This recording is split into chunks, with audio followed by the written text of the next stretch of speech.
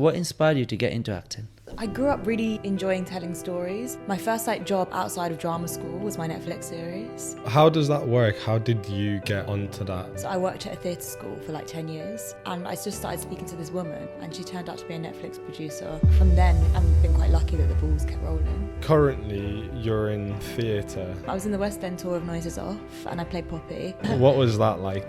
Exhausting, but great.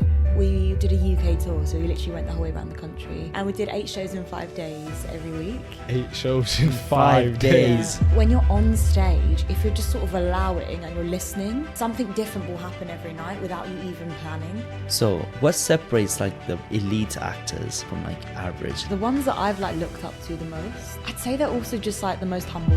They're there to do the job. They hold their own space, but they don't need to take up more than necessary. I always have this saying, underdogs will continue to make waves. Don't worry about anything else. Just do you. Be an underdog. Be fine. You are the first actor I've ever met. Really? And you've left a good impression. So Okay, I'll take it. I better not say any more.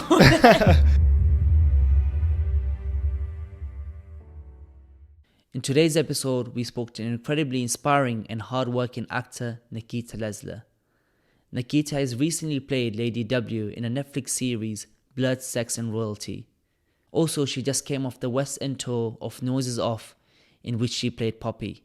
And furthermore, she's also made an appearance on a show, The Sixth Commandment on BBC, which has been nominated for 6 BAFTAs. In our conversation, we learn more what it's like to be an actor, the behind the scenes, and what does it take to get into this industry. So if you're an aspiring actor, this is the perfect episode for you. We hope you find this conversation as fascinating and inspiring as we did. Thank you so much for listening. What inspired you to get into acting? To be honest, I grew up really enjoying telling stories. Do you know when you're in the playground and you're make believing that you're other people? I just didn't ever want to stop doing that.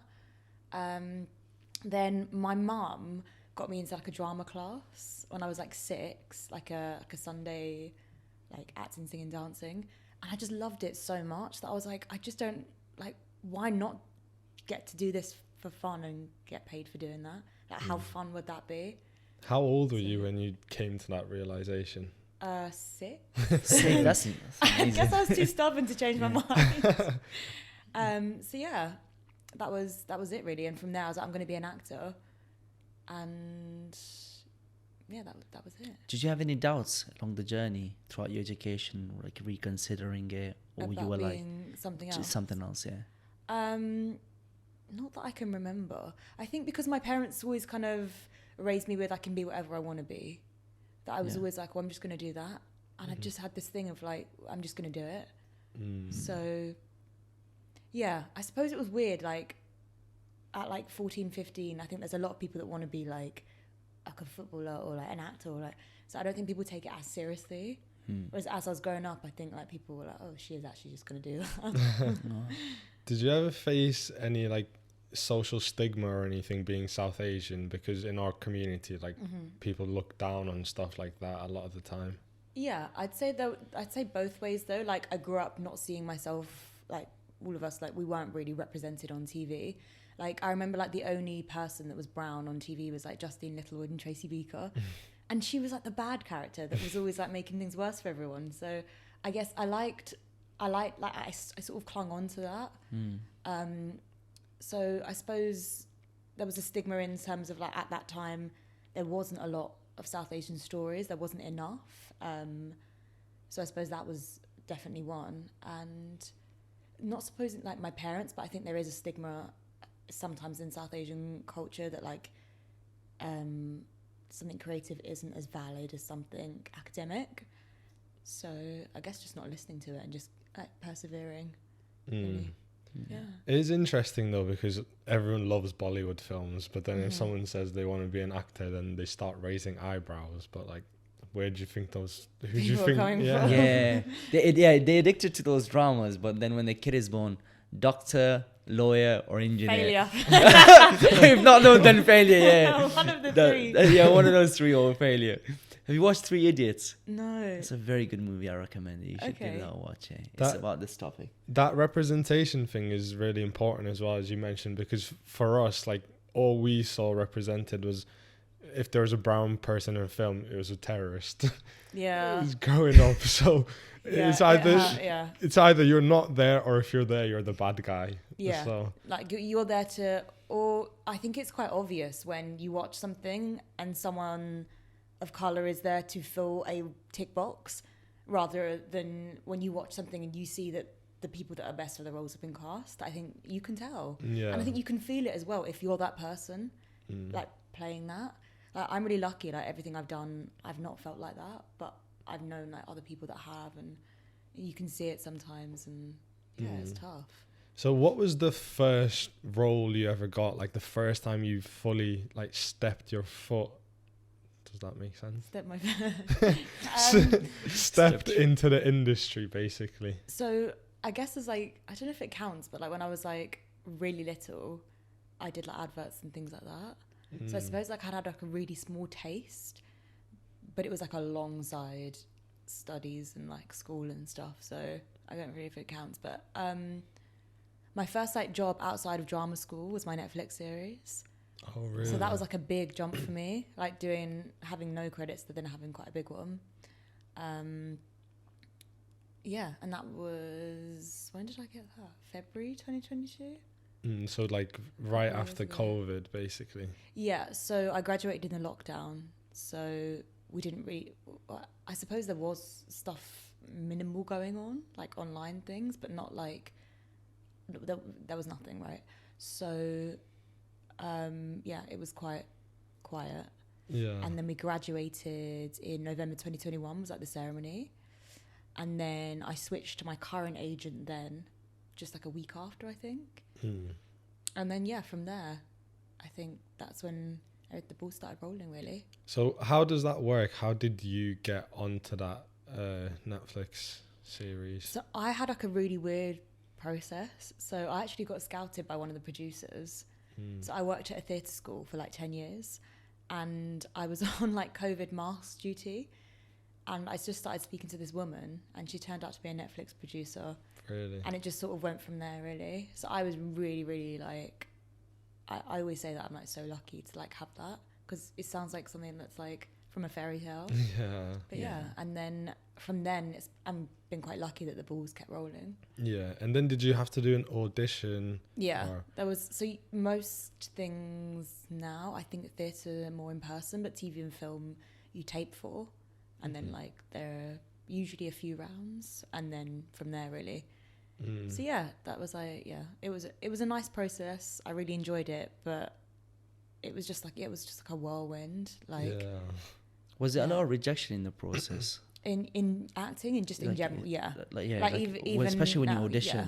For every like one job you get, there's going to be 50 that you didn't plus. Yeah. Like there's a lot. So I guess my thing when I'm taping is, as long as I'm happy, like I can send it off to my agent and be like, I'm really proud of this. Then I leave it in the universe's hands. And then if I get it, it's like a nice addition. If I don't, it's fine. Yeah. But so I'm really interested by this. Like when you were going into that show, did you know it was a Netflix show already, or was it just a show that they were like going to pitch to Netflix? It was already attached to Netflix at the time. I think sometimes they get solved after and stuff, but like this one was already, it was a Netflix original, so it had to be Netflix. Oh, okay. So I knew somewhat, so I had like a little brief, but not like a lot. And then like I had a scene like that I had to film. And then by the time it was like the last round, there were like a few scenes. So yeah, I guess it was just taking the pressure off of it.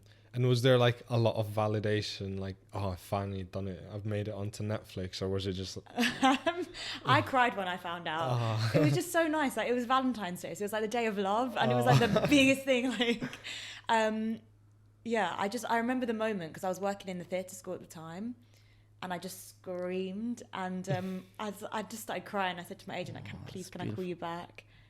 And then I called my mum, and I was like shaking. I was like, she couldn't quite work out what I was saying. But yeah, and obviously I didn't really tell people for a while. I waited till like I was filming and like stuff was happening. because like anything can happen within that process. Yeah. But yeah, That's such a mature response. If that was me, I'd be straight telling everyone straight you're not away. really supposed to until like it gets like press released and stuff. Really? But yeah, I was allowed to say I'm on a Netflix series and I'm filming for something on Netflix. But I don't think you're supposed to say You're not allowed to certain say stuff. Yeah. Do you know, this reminds me of when I got offer from Kings and UCL the first time around. My dad told everyone, and I knew I was gonna fail. I was like, my mental health, everything was just so bad, and I was like, you're just putting so much unnecessary pressure on me. Why are you telling everyone? And then when I didn't get it, he had to call everyone. Oh, he didn't get it, and I was like, next time when I reapplied, I got offers. I didn't tell him. Yeah. So he did not know until I got into Kings. I had an offer from Kings. I didn't say anything because I was like, It it's takes not the real. pressure off, Offer is right? not real. Yeah. Yeah, it takes a lot. It takes the even pressure that, off. Yeah. I think even like offers now, I always say, okay, that's great, but I need the contract. Then I'm okay. Yeah. Another thing I abstain from is like talking about my goals too much, because then you get the dopamine rush from it. Like when you speak about it, it's like you get that like, you know, that dopamine hit that you have kind of done it, and then you're not as motivated. Like, I don't know. Have you ever had that, like when you've been speaking so much about your goals that you're less likely to, or do you just keep them to yourself? I'm quite big on energy. So I'm really, really private with certain stuff. One of them being like what I want to achieve specifically, because I just feel like if you're telling the wrong people and you don't know you're telling the wrong people, that can really drain at you. And I think it can take away unnecessary energy. So I just try and keep my head down. I know what I want to do. My agent knows. That's it. Yeah. Like, Kind of no one else needs to know. Well, they'll know when I get it. Yeah. And I'm like, yeah, I really wanted it for a while. Like, I never told anyone. So I really, really, I was really specific about wanting to be in a Netflix period drama. I told one person and that was that. Really? Yeah. What advice would you give to someone, other actor, in order to find a good agent that is supportive and that they can be transparent with? Like, what kind of qualities should they look out for in the agency? As in how to get an agent, or how to get an agent that's transparent? That's good. How to get a good agent. Good agent. I would say, I think they're sort of like relationships, right? Well, there is a relationship. So what works for me might not work for you. So I'd say go in quite open-minded, because someone else's experience might not be your experience. And just get a feel for them, because it is a relationship. Like with every job, with a working relationship, you need to feel like trusted and supported. And you can only really do that by just getting a sense of someone and how they are. So yeah, that was it for me. Like the meeting that I had with my agent, I had a few at the time. And the reason why I picked him was we just spent an hour and a half just chatting. And I just loved his energy. And I thought, like, this is someone that's going to keep me in check. It's going to work really hard for me. And yeah, I think I've got that. So yeah, I'd say keep an open mind and just see. What are some red flags to look out for in an agent? In an agent? I think different people look for different things. For me, I have to have someone that I'm transparent with, and like I said, that I can chat to. If I don't feel like I can have that, like an open dialogue, particularly if I'm like worried about something, then that's a red flag for me that relationship is probably not working. Obviously, like I said, like everyone's very different, but that's a big one for me. And also someone that's hardworking. Like you want someone that's going to be able to like deliver. And one thing like I'm proud to say is that my agent is incredibly hardworking. Like he is. I was once told on a job that I'd never find anyone that works as hard as me, but I've met my match. Like he is so good. So I suppose that as well. Like you want to be able to trust that they're doing their part, because it's so hard to get work. You're doing your part, they're doing their part, then the rest is up to fate. That's just how I see it. So I'd say those things for me were really important. Okay. Like, yeah. And so currently we've been through COVID in the past few years, and there was those writer strikes as well. So just that whole period, can you tell us how that affected you as an actor? So I graduated during the lockdown, so our shows got cut. So I didn't have an agent for a little bit, and then when I got signed, obviously there were no like castings. So yeah, it was like there was no industry. Like every industry, or most industries, there was literally no industry. So, yeah, we'd come out to nothing. So I guess in some ways it's easier because you don't know. Because then I was like, well, I have no idea what the industry's like because I'm not in it. Like I'm in it, but I'm not. But also, like drama school for me, it was all about third year, and for I think a lot of actors, you go to drama school for the third year because that's when you're showing your training off, you're getting your agent. Like that's the big year. So to not have that particular year was, I think, like a shame. But yeah, I suppose even now, like there are things that are still I'm seeing that people are going, oh yeah, I got it like in COVID, or I got it before COVID and we're filming now. And so I think it's like a slow burn. And then the writer strikes and actor strikes on top of that. Yeah, again, like puts pause in things. So was it kind of deflating? Like you've put in all this hard work for so many years, and then like it's just like the whole world almost ended for a bit. Do you know what? Like, because I think I was okay, but because it was just like everything was, I don't know, like that first lockdown, like no one really knew what was going on, and everything was so much bigger than it. I suppose that was like the least of like a lot of our worries. I think it was harder when stuff started happening, but not enough because it was all being really bottlenecked. So that was like, oh, I want to do that, I want to work. And that was when my whole mindset changed and I got into like gym and stuff, because I was like, I need to be prepared for when I do get something, because I'm not right now. So that's such a positive mindset to have. It was a shift that I think I had to have, and I think you have to have if you want to sustain in this industry. In my opinion, if you don't want to go like nuts. Yeah.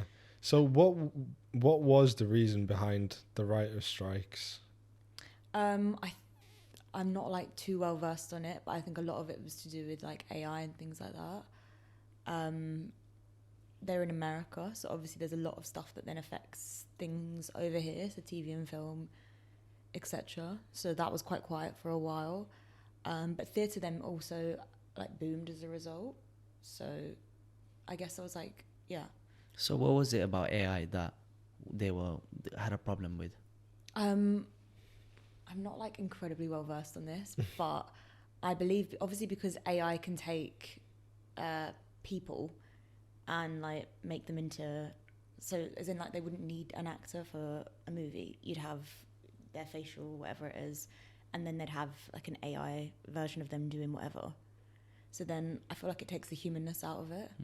And also like people's rights and stuff as well. And yeah. Yeah, there was a lot of like, I think there was a pay issue as well and stuff like that. But there's a lot, and I think it's dangerous if not dealt with correctly. That is definitely like such a weird concept that you can just take a person, like just get rid of them because you have their likeness now, and just use that forever and be like, oh, we don't need you anymore because we've got a digital version of you. I think it's scary almost that they can. It is. But then I was saying to you before, like I think it takes like the humanness out of, like we're so flawed as humans. Yeah. And there's something so like you can connect to by seeing another human, and I like would wonder, would you see that in like an AI? Yeah, because that imperfection, like surely you can't code for imperfection. Yeah, there's something. Surely they can. No, they'll find a way. They'll find a way. No, surely you can. Because if it's intentionally done that way, then it's not actually imperfect. It's done to be that way. It's still made in a perfect way. Yeah, I think there's so many benefits to it. Yeah. But I think it should be like, I think it's like, it's territory that I'm really not familiar with it. Like I haven't worked with AI. Yeah. It is just so scary. Like they're coming for everyone's especially job. deepfake and all that stuff. That stuff scares me way too much. No, really. The deepfakes and like taking someone's face and like making them say what they didn't say. Yeah, like with leaders, for example, like someone can literally like brainwash a whole community or a whole country by just spreading false information. Like if you get the president of USA, I don't know, they basically do a deepfake of his, and another country shows it to the population, and the guy is saying just some complete nonsense, and he was like, oh look, this president is our enemy, he's coming against us, when all of it is just fabricated. Yeah. That is scary. There needs to be more regulations. So currently you're in theatre mainly. I've just finished a theatre job. Yeah, Ooh. just. So what was that like? Could you tell us a bit more about that? Yeah, so I was in the West End tour of Noises Off, and I played Poppy. It was great. Exhausting, but great. So we did a UK tour, so we literally went the whole way around the country. Wow. From when did we start? We started in end of July, finished end of Feb. That's mad. Yeah. I feel like I'm still catching up on sleep. And we did 8 shows in 5 days every week. 8 shows in 5 days. Yeah. Oh, And that it's, is it's insane, a very man. physical show as well. So it's quite nice because we all had like planned like nap times because it was so exhausting. But it was such good fun, and I had a really amazing time. And I felt like there was a training that I got from that I didn't even realize that I was like learning. I thought I'd just learn about how to do that particular style of farce, but I think it's actually like the skills that I've learned there have helped me in theatre and TV and film. Like, yeah, it was a really incredible experience. I feel really grateful to have done it. So how long do you guys rehearse for, like, to remember the scripts and everything? That's because it's crazy. You guys have to basically act out a whole movie live. That's insane to me. I've never heard someone call it a movie before. Yeah, I suppose, it's a live movie. Like, is. it's like you can't go back. Oh, cut. Or let's edit that out. You can't do that. No, you just have to keep going, keep it all in the air. We had, so I think 3.5 weeks, but it was a 3-act show and it was a farce. So yeah, it was a lot. Like, yeah, I definitely didn't feel ready by the first show, but I don't feel like you can ever feel like fully ready. So what do you mean by like a 3-act show and a So fast? So it was a farce. So it was very it's just the style of like comedy. Oh, a farce. Yeah, a farce. Oh, okay. And to be fair, it was fast as well. And there were 3 acts, so act 1, act 2, and then a 3rd act. So yeah, it's a really great play, and it's a really funny play. So it was a real privilege to be able to be a part of like such an iconic play. Like, it is known as like one of the funniest plays ever written. Really? To be part of that is really cool. Yeah, but then it's a pressure to try and keep it up. But we had an like I think the cast are incredible, like so amazing, and I learned so much from them. So yeah, it was definitely like nothing I've ever experienced before. So 8 shows in 5 days and the same show. Does that not get monotonous, just doing the same thing over and over again? For me, it didn't actually feel like, I guess there was times before a show when I'd feel like really physically exhausted. But when you're on stage, if you're just sort of allowing and you're listening and you're just in that moment, something different will happen every night without you even planning. So even if you're trying to do the same thing again, it's almost physically impossible, because something will be slightly different, or you open your mouth and something, you think it's going to come out some way, but that line will come out a different way, or someone will respond to you in a different way, or someone will look at you in a different way, and there's like a magic in that, and like to be a part of that is exciting. So I guess that I never lost the excitement in doing that when I was on stage, but I think there were times like towards the end of the week, when it was like a double show, like we're pretty exhausted. Yeah, and I guess the crowd reacts differently as well. Yeah, they'll laugh in bits every night. Like, there would be bits that okay, this usually gets a big laugh. Sometimes it won't. Yeah. And it's fun because then you go, okay, why didn't that, and how is it? And is it something I'm doing here? Is the build up wrong? Or like bits that never usually get a laugh will get like a big laugh, and you're like, oh, well, how did that? Like, yeah, it just happens. There's a magicness in it because you are just with these people. It's you and them. You and the audience every night. Yeah. And I think that's so special, and I don't think you can replicate that with AI or anything like that. Yeah, definitely not. I've not been to like a theatre show like that, but if it was just holograms on the stage, like AI, surely that's such a different experience. Like, who wants to see just light in front of them saying things. Like, you want to actually see the human experience and see humans acting it out. Yeah, but you feed off the audience as well. Well, that's what I found. Like, there's an energy that you get from them as well, which I think is really exciting, and that makes you like almost come alive and help bring that character. It's amazing seeing how passionate you are about it, to be honest. You can tell from her energy like how much it means to you. Oh, thanks. Do you guys ever forget like your lines and what happens? That Okay, happens. so then how do you do it? Do you know what? I was quite lucky. There was once that I thought, oh my god, I can't figure out what I'm saying next, and I opened my mouth and it came out because it's so like a muscle memory. But sometimes people will just skip, or they'll forget, but that's what, like, if you trust your other actors and you're just there and you're in it, it will work out. Like, someone will rescue it, someone will bring it back, someone will sort something. Have you ever been a part of something where it's just gone horribly wrong? There's been a few, like, we started in July, and in the previews, there was a lot that was happening that I don't think was in the script, and it was just because it was so new and that it's like so natural to happen. But there was one moment when I think somehow we'd managed to skip 4 pages, and then it was all about getting it back on track. 4 pages. That's the play finish. And so that's all I've done. And it's now finished. So you just have to figure out how to like get it back on track. But yeah, it's an enjoyment in it as well. Yeah. Do you have like earpieces or anyone telling you? No, nothing. Oh, that is. It's just you. You just got to do it. But like, I have so much trust in my cast, and vice versa. That you have to, That is so impressive. It is so. Whenever I go to watch theatre, I'm like, how are these people doing it? Yeah, you just becomes part of your muscle memory. And like for me, if you relax and you're in it, if you're not thinking about the next lines, it will just happen. Have you got any mantras that you do like prior? Like one, I learned that one of my friends who's in a bit of acting, he was like, you put your arms out like that, like on the room. Sorry, I just accidentally punch. Really like on the room. Yeah. Don't punch people when you do that. Is there like things like that? Like that I've gets never you? seen that one before, but that's interesting. Yeah, it's like, breathe in space. Oh, okay. Yeah, so you take okay. Take space, yeah. So mine is just how I speak to myself. Like in general, I'm very careful with what I say about myself and to myself and what language I'm using. And that's just me in life.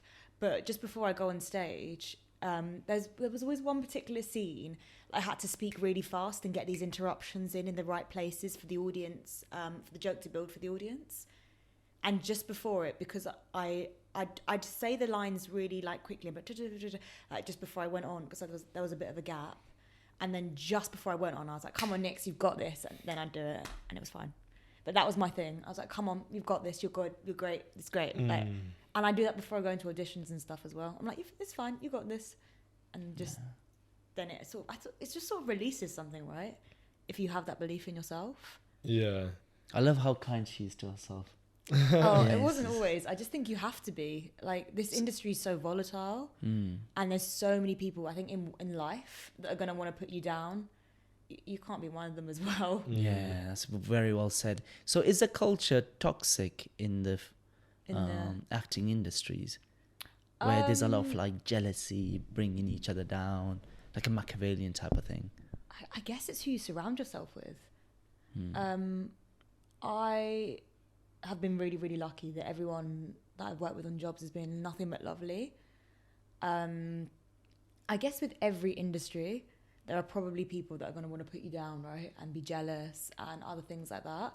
But like, I think you deal with it the same way you deal with any industry, which is just to, water for ducks back, keep going, surround yourself with good people, just be kind in how you speak to yourself. Yeah. So I guess it's just protecting yourself and protecting your peace. But yeah, I honestly think it's probably the same with most industries. Like, there will be people like that. But you can choose to listen to that, or you can choose to ignore it. So, yeah. So let's say Khushal and I want to get into acting, and we've got no experience, we've got no acting talent. what would be the steps? Speak for yourself. Don't put me. He's putting you down. Okay. How do you know? We'll hear a monologue in a bit. If you were keep telling the truth. if you were in our position or someone like that position, what steps would you take to try and get into the industry? I suppose there's a couple of ways, right? So there's the drama school route, and then there's the non-drama school route. Either are both as valid. I don't think you need drama school. I think it's an amazing tool. I had a really good time training, and I felt like I learned a lot. I don't think you need to. I think you can go down the non-acting route, the non-drama school route. Because drama schools like give you like a showcase, I'd say it's easier to then be seen by various agents. But like, I think if you're going down the other route, like I'm not an expert because I haven't been down this route, so I'm sure people can correct me if I'm wrong, but I think the best way is just to build your credits as much as possible. Fringe theatre, student films, that kind of thing. Eventually work your way up to getting an agent, and from there, really. Okay. Yeah. That makes sense. I think, but honestly, I think both are just as valid. Yeah, So, man. Path's been set out for you. Yeah, man. Let's get it. Next Shah I'll see you in the next job. Next Shah And see, you would think that she would be giving to you, like, everything on the spot, perform under pressure. Oh yeah, speaking of like performing in front of audience, is that like, how do you guys do that? Like, As in, like not freeze and like, you know, did you get like a little audience initially and then build your confidence? no. So the first, I think we were performing at max to about 2,000 people a night. I think the smallest venue we had was 700 or so. No, I think as long as you, honestly, like the previews, like the first time we were performing, it was packed. I guess, I don't know why I didn't get like bad nerves. I had like adrenaline, but I guess just like, I was like, it's fun. I just trusted the other actors so much that I was like, if worst case scenario, I go completely blank, you guys will pick it up. Like, we'll sort it. It will happen. It'll be fine. So then I wasn't worried. So then it was fine. So then, yeah.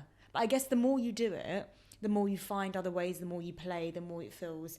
But like, I think the first time we did it, like, because we'd spent 3 weeks rehearsing, and our first run through of the show was the last run through of the show before an audience. So I think our first time performing, we'd only done a dress and a run through once.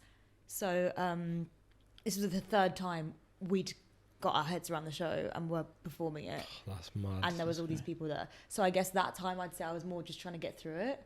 But then it releases and it just becomes like one of the most enjoyable experiences. But yeah. How do you make sure you don't burn out? Because you guys are doing so many shows. Have you got like, you know, what do you do to not let that happen? And keep performing. I think it's hard not to get exhausted from it. Prioritizing a lot of rest. So I gym more so when I'm here, like when I'm not working, than when I'm working, particularly with a physical show. So as in, I do less cardio, and if I was really exhausted, I keep the weights light, or I take a day off if I needed to. So I guess like listening to your body in terms of if you have other things, prioritizing rest more than anything, being really careful about what you eat. Actually, I wasn't the best at it because if I was really, really exhausted, I would just grab something like sweet or like a coffee or something like.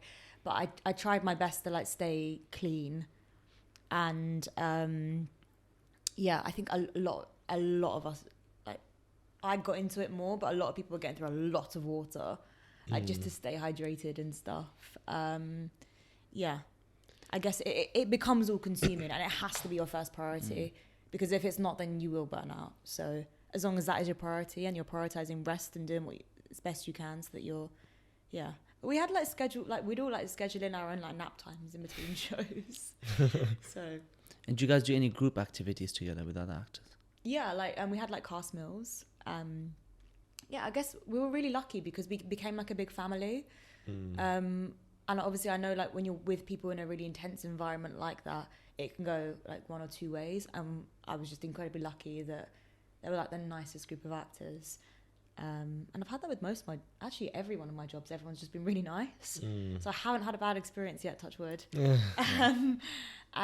So yeah, and they sort of, if you're on a down day, because it happens, right, in 7 months, like you've got someone there to scoop you up and look after you and feel supported. And yeah, they were really, really great. Was it 8 shows 5 days a week for the entire 7 months? Yes, we had December. We had 4 weeks off in December. Oh my! Apart from that, yeah. That's And insane. we think we work hard. That's insane how much hard work that is. It's physically exhausting. Yeah. It's physically exhausting. That's more than a 9 to 5, surely. Like I think the longest we did was just under 70 hours because we were at Birmingham Reps, so we were rehearsing in the day, performing, and then going back and doing the same thing again with 2 shows. That was mad. tough. That was really tough. And you're traveling all over the country at the same time as well. I didn't realize how exhausting traveling is. Yeah.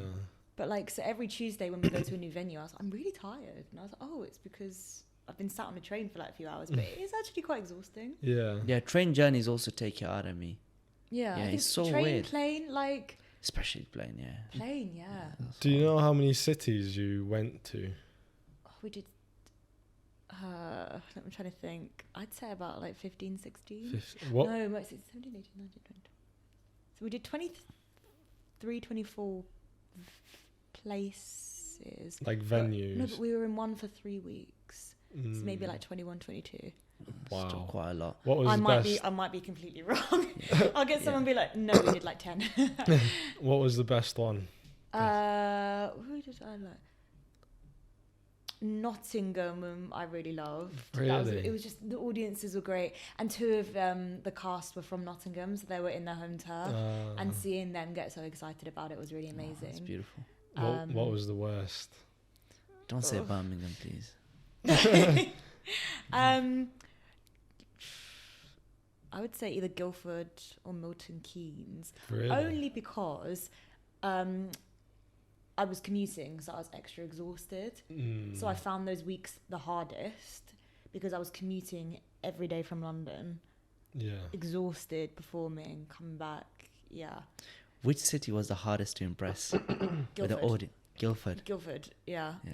Where even is that? I've not even heard. Guildford, I'm so sorry about what we've done. No. 3 claps here and you know, silence. Do you know what? I think it's just like the age and style of the audience. Like, we'd come out and they'd be like, oh, it was amazing. It was so funny. We couldn't stop laughing. I was like, oh. But I guess, like, you know, it's not going to be the same as like a younger audience in somewhere like Manchester, or like, it is just different. Yeah. So all the audiences were great. I don't want to like berate any audiences, but like, it felt quieter in that. Yeah. Also, another question I wanted to ask. So what separates like the elite actors from like average? Like, what's the main qualities or characteristics that the best ones have that you're like, you know what, like they have these qualities that like this is what sets them apart? The ones that I've like looked up to the most and like learned the most, as in like been in awe of, I'd say they're also just like the most humble. Like they keep themselves to themselves. They're there to do the job. And one thing, yeah, I'd say they don't, they hold their own space, but they don't need to take up more than necessary. So they don't try and steal the spotlight. They allow someone else to have the focus while still being in it. And they're just present, and they're there, and they're, yeah, just like on and off stage. They just have this nice energy of having their own space and taking up what they need to take up, but not too much or too little. I can't explain it, but those are the ones I think I've looked up to the most and been like, I really love working with them, or I look up to them, and I watch what they do, and I want to try and get like some of the skills that they have from that. They seem to all have that as a common denominator. Maybe that just comes through experience, because it seems like quite a like natural like charisma type of thing, or I don't know. Like, I've seen people of all ages have it, and I've seen Really? people not. But the ones that I've like looked up to the most, that I think are the most incredible, are great at like doing that. they're just there. They're just in it, but they're not necessarily doing anything to be in it. Like they're not like overshadowing or doing something. That they are just in their character in that scene, in that space, breathing as them. It's like they're casting a light. Sorry to interrupt. No, go on. It's like they're shining, but they're not casting a shadow. Yeah, that's an amazing way to say it. Yeah. It's That's just, I think beautiful. there's just something so that draws me to that. And yeah, I think whenever I watch something that it seems, or like I work with someone that has that, I'm just so amazed by it. And I think, to me, in my opinion, those are like the elitist actors. They're like amazing. Yeah, that must be very like refreshing, especially in or I mean, like it must be I can't say because you know better than me. Like I would think that that's a rare quality because actors get so much attention. There's so much like glamorization, and people want the spotlight. Like want to put themselves out there. And sometimes like whenever we see like dramas, right, like the Hollywood dramas and things of that nature, we don't really it's like because we are from the outside, we think that these people are just trying to step over each other. But then it's like what you find like to be the best characteristics is the complete opposite of that. And it makes sense. It's like it's those people that are not needy and they're not begging for the attention. It gets the most attention. I guess as well, like,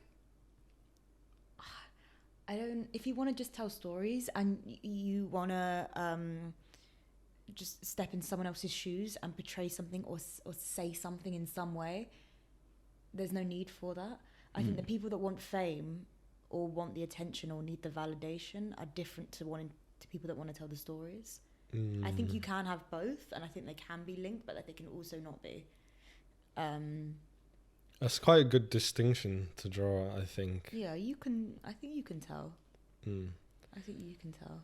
Do you want to ask the last question? Yeah, the final question. Oh no. What would you want written on your tombstone? On my tombstone? Yeah. See, I want to get cremated. What would you want to be remembered for then? Oh my gosh. I always have this like saying that I like whenever like someone says, oh, like, can you like write something down that's inspirational or something? I always just put like the underdogs will continue to make waves. And the reason why I say it is because I think there's always people that are going to be like favorites and this and that. But I think you don't have to be like to be you and to make waves and to make a splash in the world. God, I'm not explaining it very well. No, you That are. makes sense. That's amazing because that's literally the reason that we started this podcast as well. So it aligns perfectly. I think what I meant by that was you just don't have to be. Don't worry about anything else. Just do you. Be an underdog. Be fine. You will make waves to just be you. Perfect. So yeah, that's what I tend to. So maybe that. Yeah. That'd be quite cool. I like that. Yeah. I'll make sure to tell And everyone. also, it starts a discussion, doesn't it? So at least people will be chatty. Okay, perfect. Thank you so much for joining thank us you for today having me. and having the conversation. We learnt a lot. I think you are the first actor I've ever met. Oh, really? Yeah, That's crazy. I think so. Oh, God. And you've left a good impression. So Okay, I'll take it. My estimation of the acting industry has gone up because of you. So that's, I better not say any more. You're the actor I've learned the most from. Oh, really? I would say, yeah. Oh, great. Thank you. especially how hard it is. Yeah. That is so impressive. I'm genuinely so impressed with the work ethic. So yeah, Oh, thank you for joining us and No, thank teaching you us for all having of me. that. And thanks for listening, everyone. Thank you for listening, guys. Thank you once again.